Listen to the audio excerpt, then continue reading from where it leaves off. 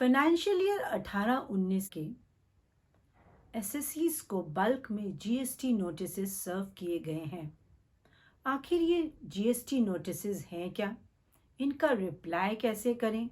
और यदि आप पर कोई असेसमेंट ऑर्डर आता है तो उसे हैंडल करने का हमारे पास क्या क्या ऑप्शंस हैं? आज इस सेशन में इन सभी बातों को हम आपके साथ डिस्कस करेंगे। वीडियो इम्पॉर्टेंट है, आपको वीडियो के एंड तक मेरे साथ बने रहना है। Hi friends, welcome back to my channel. I am CA Anita Agarwal और यदि आपने अभी तक मेरा चैनल सब्सक्राइब नहीं किया है तो subscribe my channel and press the bell icon ताकि आपको इस तरह की वैल्यूएबल इंफॉर्मेशंस की नोटिफिकेशंस मिलती रहे। जब भी किसी टैक्स पेयर की एक proper officer scrutiny of GST returns करता है इन ऑर्डर टू वेरीफाई कि जो भी डिटेल्स एसएससी ने अपनी रिटर्न्स में प्रोवाइड की है वह करेक्ट है या नहीं।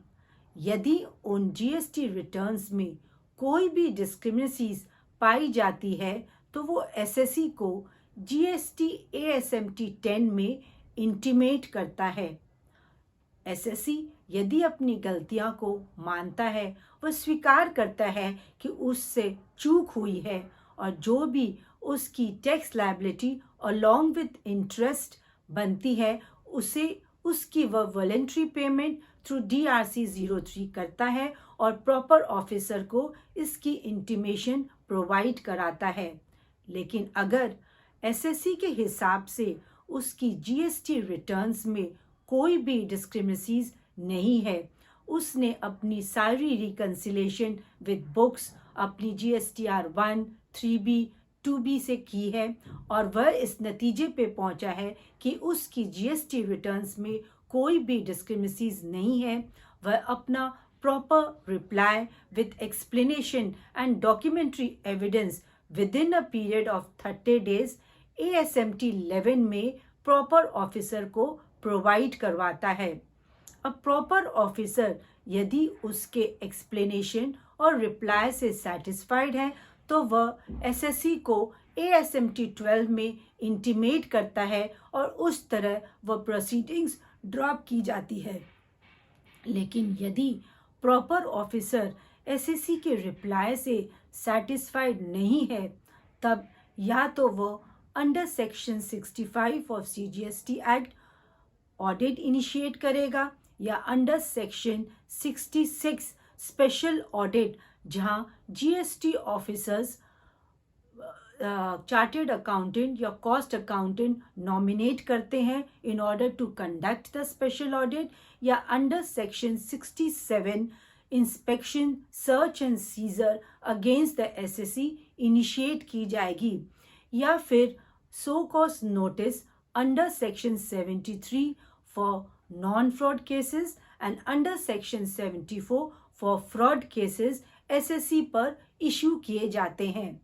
अगर एसएससी को कोई भी show cause notice DRC 01 for demand of the tax serve की जाती है तब एसएससी को चाहिए कि वह अपने टैक्स कंसल्टेंट की हेल्प से उसका प्रॉपर रिप्लाई तैयार करें एंड विथ डॉक्यूमेंट्री एविडेंस उस रिप्लाई को with in the specified time period वह जीएसटी डिपार्टमेंट को प्रोवाइड करवाए।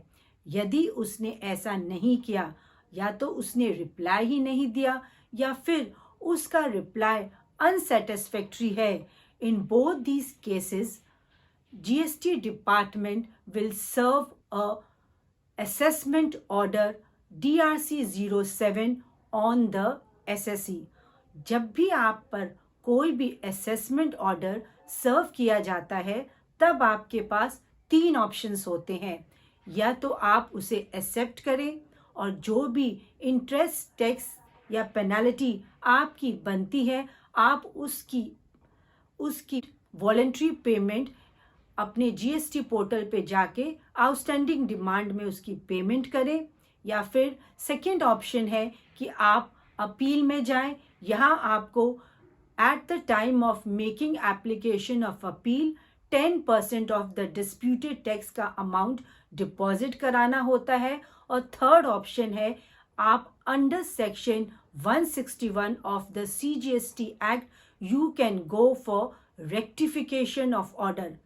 सेक्शन 161 के हिसाब से आप किसी भी नोटिस का, ऑर्डर का, स्टेटमेंट का या डॉक्यूमेंट्स जो भी आपको GST डिपार्टमेंट में प्रोवाइड करवाए हैं, यदि उनमें कोई भी error apparent on the face of the record आप नोटिस करते हैं, तो आप उसे रेक्टिफाई करने की application within 3 months from the date of issue of such notice order आप कर सकते हैं।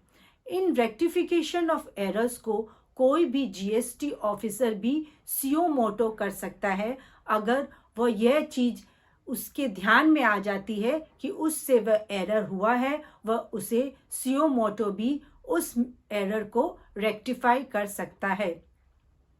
यूजुअली या तो एरर इन लॉ होता है, जहाँ जो भी नोटिस या ऑर्डर आपको प्रोवाइड करवाई गई है उसमें किसी भी लीगल प्रोविजंस की वायलेशन है, तो that qualifies error in law.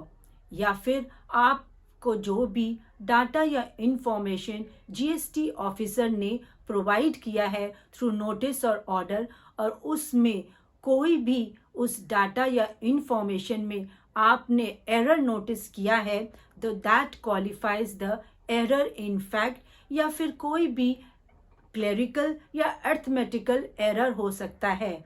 और उस रेक्टिफिकेशन ऑफ एरर की एप्लीकेशन आप अपने GST पोर्टल पे with in a period of 3 months करें। इन केस जो भी एरर है, अगर वो क्लेरिकल और अर्थमेटिकल एरर है, उसे इंटीमेट करने का पीरियड मोर देन 6 months हो सकता है। इस तरह जब भी आप पर कोई भी असेसमेंट ऑर्डर सर्व होता है, तो you are required to handle it with care with the help of your tax consultant. Hope guys this video has added value to you. Share with your friends and relatives. Thanks for watching. Jai Hind.